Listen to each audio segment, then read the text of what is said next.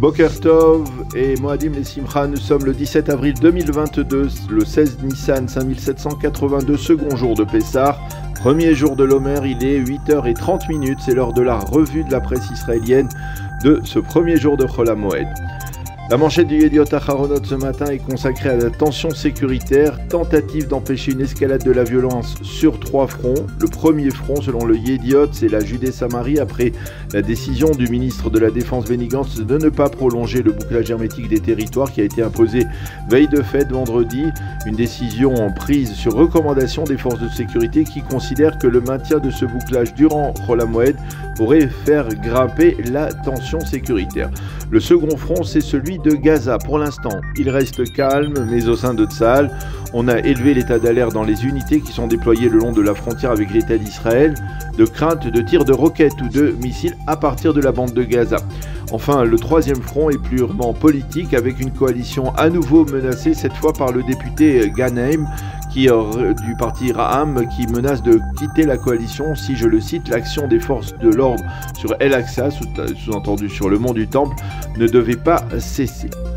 Mais pour Israël Hayom, la tension pourrait grimper sur un quatrième front ce matin. Les villes mixtes comme Lod, Ramleh, Akko et Yafo, qui s'étaient embrasées, vous vous en souvenez certainement, en mai dernier avec les émeutes provoquées par la population arabe.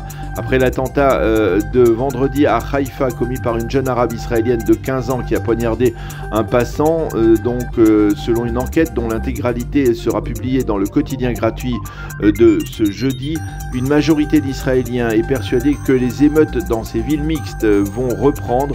69% des personnes interrogées estiment que la probabilité d'une coexistence pacifique dans ces villes mixtes est soit très faible, soit inexistante. Et dans la population arabe israélienne, on avoue 62% des arabes israéliens affirment que les prochaines émeutes seront aussi violentes que les dernières.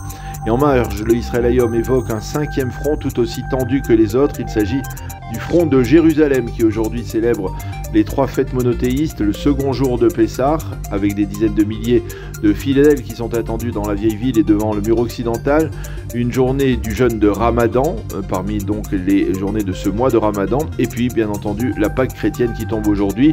Et ce matin, tant le Yediot Aharonot que le Israël Hayom évoquent les tractations indirectes entre Israël et le Hamas, afin de rétablir l'ordre des tractations via le Qatar et même l'Égypte. Le site N12, dans sa page d'ouverture, explique que les autorités israéliennes tentent de restaurer le calme et d'éviter tout embrasement. C'est la raison donc de la décision prise par Benny Gantz de lever le bouclage. Selon Ohad Rebo, le spécialiste des Palestiniens sur la chaîne 12, le Hamas s'apprêtait à tirer des roquettes à partir de la bande de Gaza vendredi, après les émeutes sur le mont du Temple, mais finalement le calme a été préservé. Apparemment grâce à la médiation discrète mais efficace du propre fils du président égyptien Al-Sisi. Plusieurs commentateurs tentent d'analyser la situation explosive. Nadav Shragai revient ce matin dans son éditorial dans le Israël Hayom sur les centaines d'arrestations de jeunes émeutiers palestiniens vendredi matin sur le mont du Temple après la prière du matin qui a été donc particulièrement animée. Et Shragai écrit « Il est grand temps de clamer la vérité juive sur le mont du Temple. Non, Israël n'a pas occupé le mont du Temple comme le prétendent des députés de Ra'am de la liste arabe ainsi que des Palestiniens de l'autorité palestinienne et du Hamas.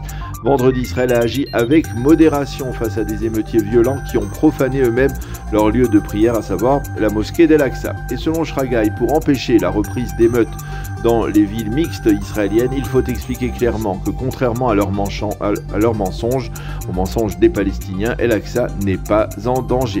Jalal Bana, dans le Israël Hayom, explique que les pressions grimpent aussi sur Mansour Abbas, le leader de Ra'am, afin qu'il quitte la coalition gouvernementale, mais il estime que le leader de Ra'am ne s'empressera pas d'agir de la sorte.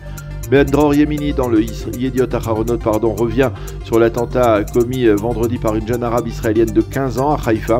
Selon Yemini, ce n'est pas l'occupation des territoires par Israël qui l'a poussé à agir de la sorte en allant poignarder un juif dans la ville portuaire, mais c'est l'incitation à la haine, celle qui figure dans les manuels scolaires de l'autorité palestinienne ou encore dans les prêches des imams du Hamas ou même dans les propos incendiaires d'Eman Oudeh et de Raed Salah. Enfin, Shimon Schiffer, dans le Yediot Aharonot, écrit qu'il faut préserver le statu quo sur le mont du Temple avec prudence tout en garantissant nos droits sur place. Pour Jackie Khoury, dans le Haaretz, La confrontation de vendredi entre émeutiers et forces de police sur le mont du Temple a placé les deux parties au bout de leur capacité, mais les risques d'embrasement demeurent.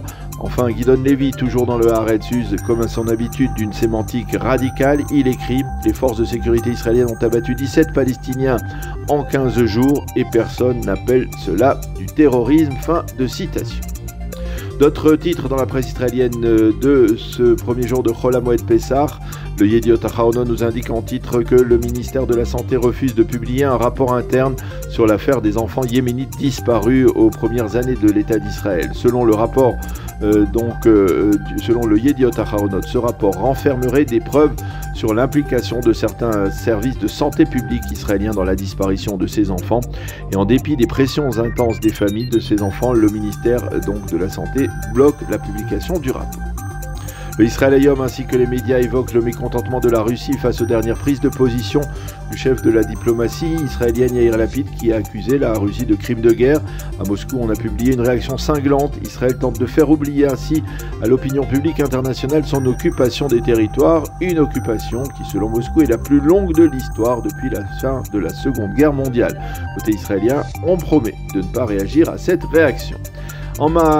Et ce matin, en marge de cette activité politique et diplomatique, le Yediot Aharonot rend hommage ce matin à la détermination de Ashtael Shevo, qui a été grièvement blessé il y a de cela 20 ans dans l'un des terribles attentats de la seconde intifada, un attentat qui avait coûté la vie à sa mère et à 3 de ses frères et sœurs.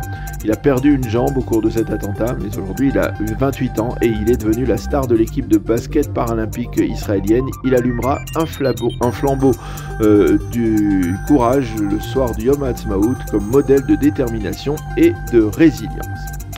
Le Yediot Aharonot se penche ce matin, une semaine du second tour des présidentielles en France, sur les enjeux de cette élection. Et pour mieux expliquer à ses lecteurs le contexte, le journal parle d'une première France, celle des élites personnifiées par Macron, face à une seconde France, celle du peuple profond, qui pourrait voter donc pour Marine Le Pen. Enfin, les quotidiens et les sites d'information nous proposent en ces demi-fêtes de Pessah des excursions dans la nature sans la moindre restriction sanitaire. Pessah, Matzah et Tioul en excursion. C'est le titre de la double page du Yediot Aharonot. En marge, le quotidien nous montre des photos du premier Seder de Pessah, particulièrement émouvant, des familles de réfugiés juifs ukrainiens en Israël. Voilà, c'est la fin de cette revue de la presse et des médias israéliens ce matin sur Radio Kalita. Passez une agréable journée, une bonne fête de Pessah. Moadim les Simcha.